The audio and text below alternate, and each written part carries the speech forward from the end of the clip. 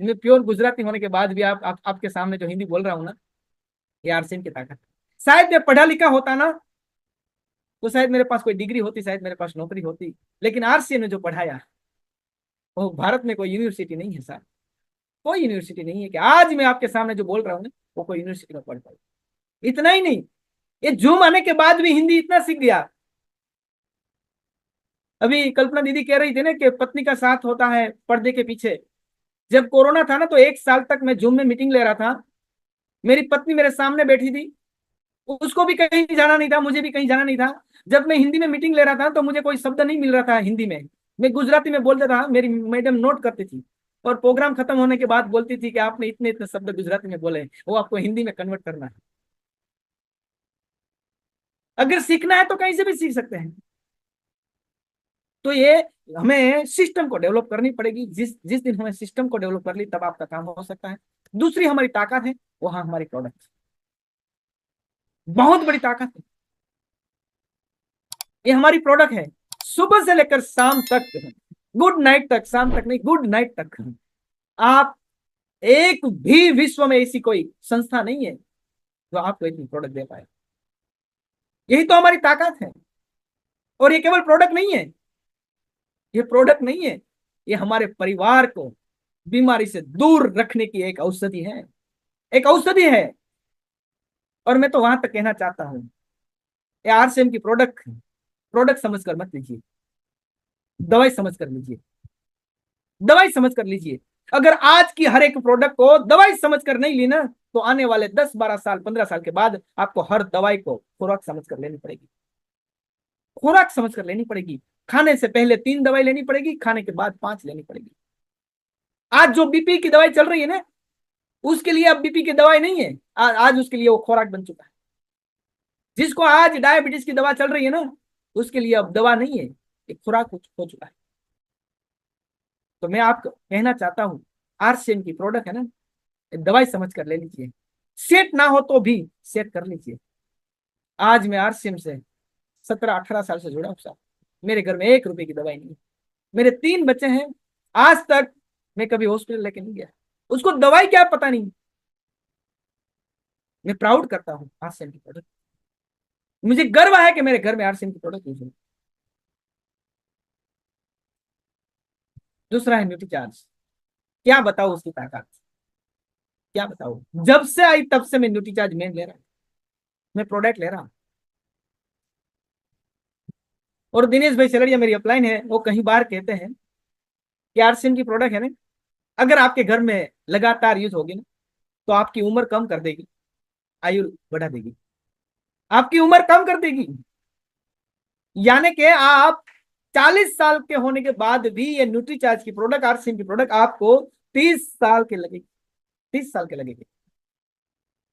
उसके बाद gamma original हमारे देश के लिए एक मिरिकल प्रोडक्ट बन चुकी है आज, हमारा इंजन बन चुका है आज। हमें इन सारी प्रोडक्ट का नॉलेज लेना पड़ेगा। की सॉल्व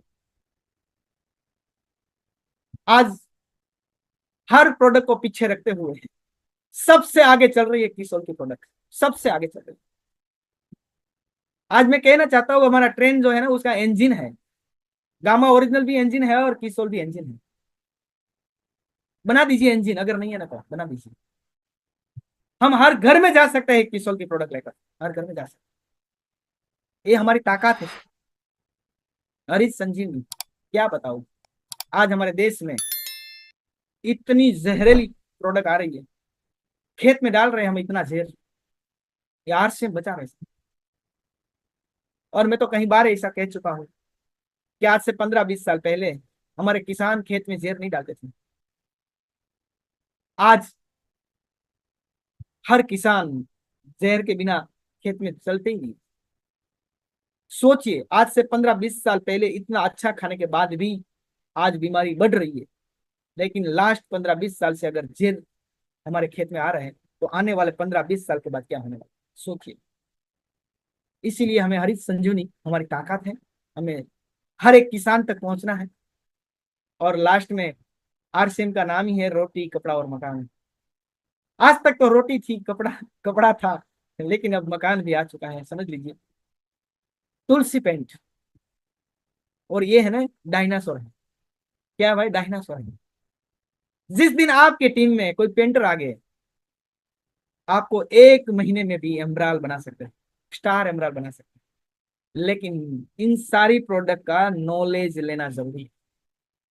बिना नॉलेज से अगर चलेंगे तो काम होने वाला नहीं।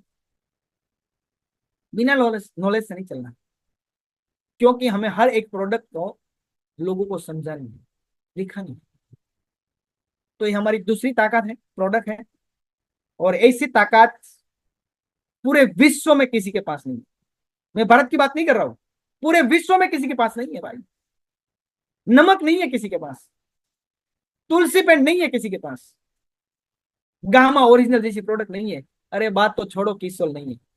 आत्मा की चाबी है, नहीं है किसी के पास।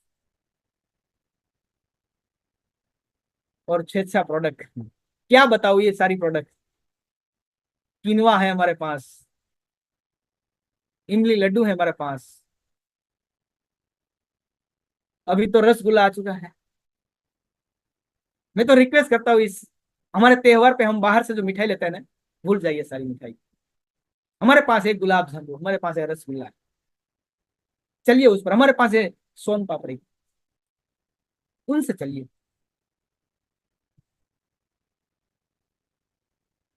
तीसरी हमारी ताकत है, वो है डिलीवरी सेंटर। डिलीवरी सेंटर, देखिए आज डेपो पूरे हिंदुस्तान में। एक दिन ऐसा था कि पूरे हिंदुस्तान में सामान पहुंचाने के लिए भीलवाड़ा से सामान जाता था। कोई डेपो नहीं था, एक ही डेपो था, भीलवाड़ा। और आज आसाम में देखो, केरल में देखो, जम्मू कश्मीर में देखो, गुजरात में देखो, कोलकाता में देखो, उड़ीसा में देखो, हर स्टेट में कम से कम 4 5 5 5 डेपो है। हेलो, कितना है भाई? 5 5 डेपो है। ये हमारी ताकत है। तीसरा है वंडर वर्ल्ड। भारत में किसी के पास नहीं है भाई, नहीं है किसी के पास।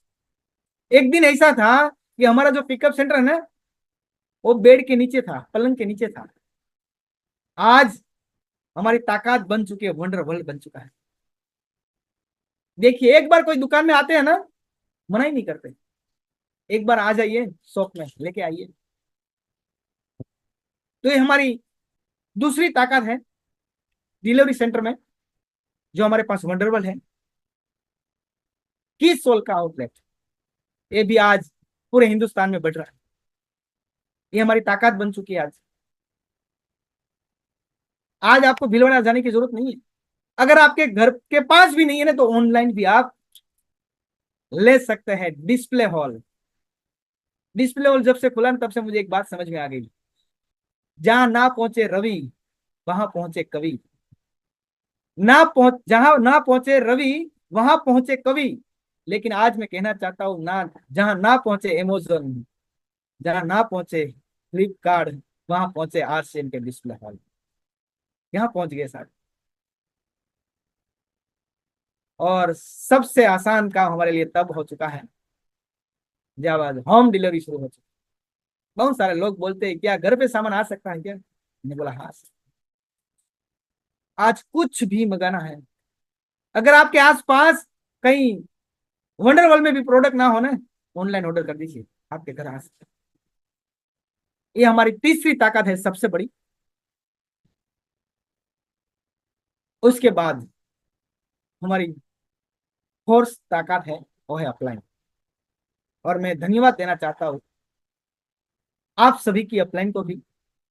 मैं धन्यवाद देना चाहता हूँ मेरी हर अपलाइन को। अपलाइन क्या चीज, अपलाइन कौन है, अपलाइन को क्या मानना चाहिए, अपलाइन क्या कर सकता है? मैं तो वहां तक कहना चाहता हूँ, मुझे एक चीज बताइए कल्पना दीदी, कि आपको 1 लाख की इनकम पर पहुंचाने के लिए आपके रिश्तेदार में कौन सपोर्ट कर सकता है कि आप अपने प्राइवेट बिजनेस में 1 लाख तक जा सकते हैं? कोई नहीं सर। आज तक मुझे कोई नजर नहीं है। मैं पूरे भारत में ऐसे सवाल पूछता हूं, अरे वहां तक मैं कहूंगा आपका भाई भी आपको 1 लाख की इनकम तक नहीं। ससुराल से भी नहीं, पियर से भी नहीं, हेलो, मायके से भी नहीं। Right sir. तो ये कोई नहीं, लेकिन एक व्यक्ति है जो आपको 1 लाख, 2 लाख, 5 लाख की इनकम तक ले जाने के लिए है। लेकिन ये कौन है पता है? अनजान है। आप उसको जानते नहीं है, कहां से है वो भी पता नहीं, कौन से गांव से है, कौन से जाति से है, कौन से धर्म में, कोई पता नहीं है। लेकिन ये है आपकी अपलाइन। कौन है भाई? लेकिन मैं अपलाइन इसीलिए बोला कि जब आप जानते नहीं है ना कौन है, पहली बार जब आपकी मुलाकात होती है ना, तब या आपके अपलाइन के रूप में मिलते हैं। मुझे याद है वो दिन जब पहली बार मेरी अपलाइन दिनेश भाई शेरडिया को मैं मिला। मेरी अपलाइन एक और ने मुझे मुलाकात करवाई कि हमारी अपलाइन है। मैंने हाथ मिलाया। मैंने शुरुआत में कुछ पता नहीं था अपलाइन क्या होती है। मैंने अंदर से एक सोच लगाई, हो सकता है कोई अपलाइन में है, हो सकता है। लेकिन जब मैं आगे बढ़ा, बार बार उसकी मुलाकात होती रही और मुझे ऐसे ऐसे पॉइंट मिले वहां से, मुझे बहुत कुछ सीखने को मिला। तब मैं उसको अपलाइन भूलकर मैंने उसको गुरु मान लिया। क्योंकि पढ़ाई की दुनिया में भी मुझे किसी ने इतना नहीं सिखाया, उतना सिखाया मेरी अपलाइन ने। लेकिन आज ये अपलाइन नहीं रही, आज मेरा गुरु बन गए। इसलिए पहले अपलाइन को अपलाइन मानिए 100%। जब तक आप उसको जानते नहीं है तब तक अनजान है आपके लिए, तब तक उसको अपलाइन मानिए। लेकिन जिस दिन आपको समझ में आ गया ना कि अपलाइन से मैं अपनी जिंदगी बदल सकता हूँ, वहां से मुझे जिंदगी में वहां तक सीखने को मिलेगा जहां तक मैं कभी सोच भी नहीं, तब उसको गुरु मानिए। और गुरु से भी आगे मैं कहना चाहता हूँ, तीसरा शब्द उसके लिए मैं यूज करता हूँ। मैं माफी चाहता हूँ, शायद मेरे शब्द को आप समझ नहीं पाए, जिसको हम माँ बाप के रूप में भी कह सकते हैं। क्यों माँ बाप? क्यों मैंने कहा? क्योंकि कई बार अपलाइन आपको टारगेट के लिए दबाव कर सकते हैं, डायमंड क्लब के लिए दबाव कर सकते हैं, गुरुकुल में आने के लिए दबाव कर सकते हैं। आपको शायद वो बात समझ में नहीं आ, आप अपलाइन से दूर जाना कोशिश करोगे। लेकिन माँ बाप भी हमें दबाव करती है स्कूल जाने के लिए।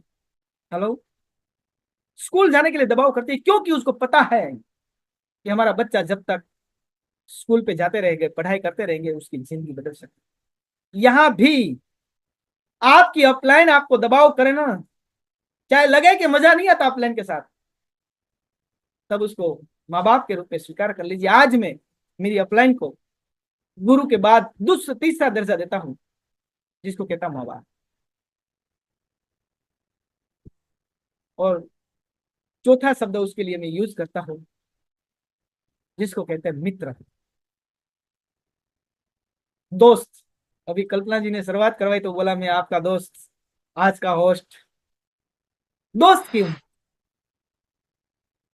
दोस्त इसलिए, अपलाइन को भी, चाहे आप उसको जानते नहीं जानते, लेकिन इन रोल के बाद आपको चौथा दर्जा उसको देना है, जिसको कहते हैं दोस्त, मित्र, फ्रेंड। और मैं तो वहां तो कहना चाहता हूं, आपको हर एक बात अपनी अपलाइन के साथ बैठकर काउंसलिंग करनी चाहिए।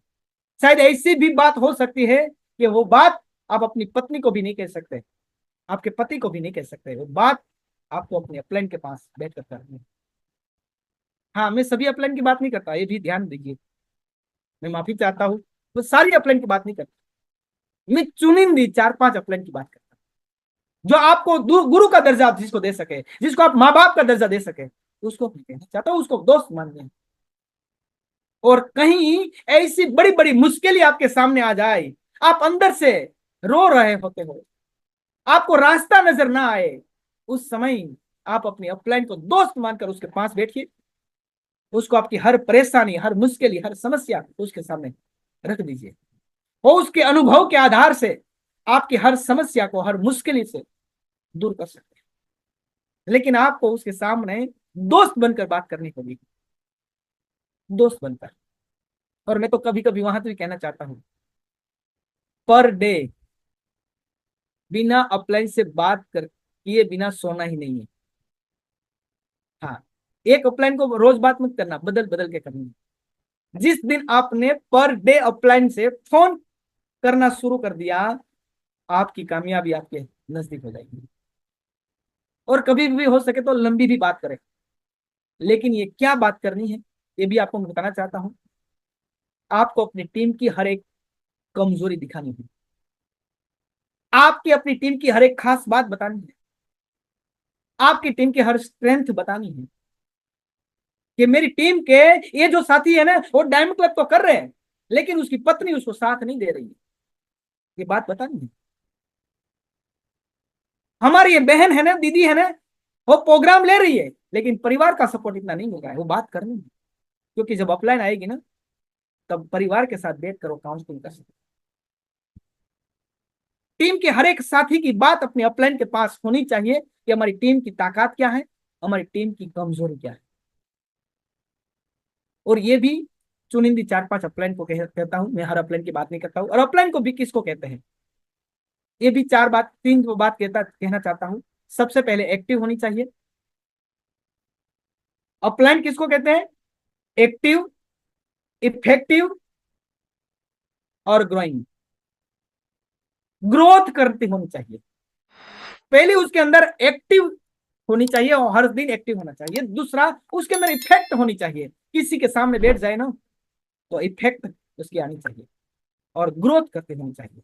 और मैं रिक्वेस्ट करना चाहता हूं, जिसका ग्रोथ डाउन होना, वो अगर सामने भी मिले ना तो गली बदल जाइए, गली बदल दीजिए, मत चलिए उसके सामने से। वो आपको कभी भी पॉजिटिव नहीं कर सकते, क्योंकि उसकी जो कमजोरी है ना वही आपके सामने रखेंगे।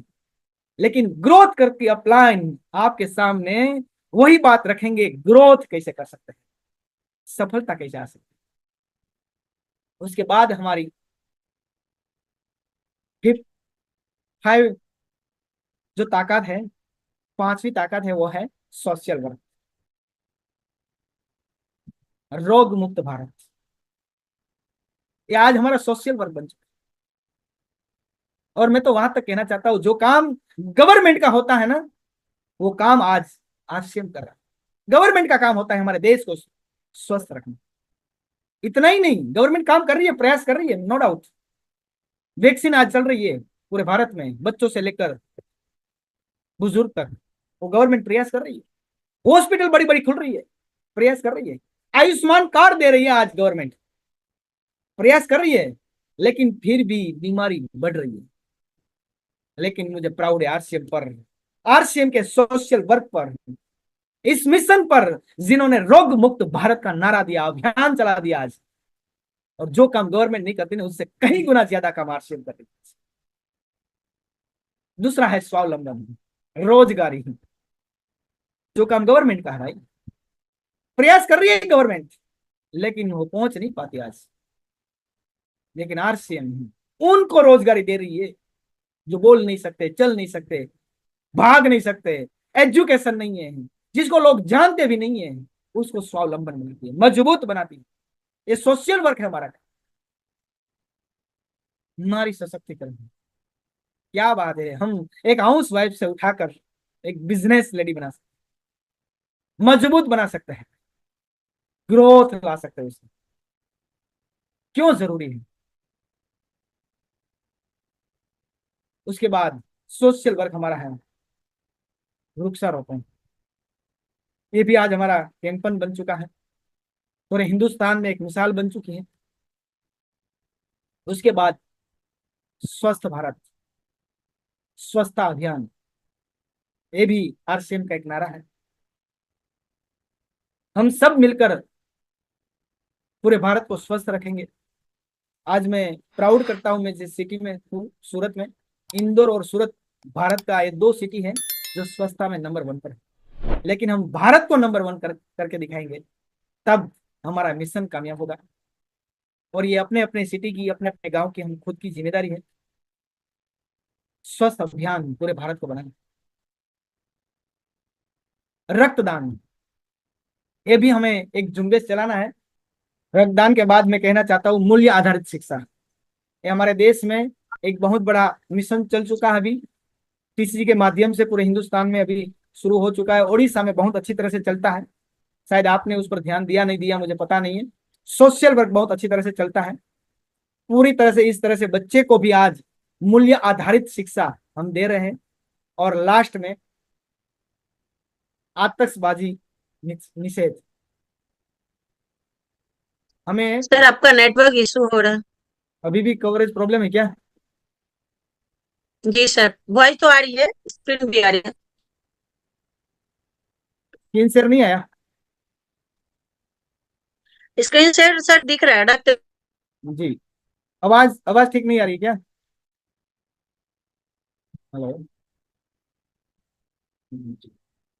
और आगे मैं कहना चाहता हूँ, हाँ थोड़ी स्लो चल रही है, शायद प्रॉब्लम है।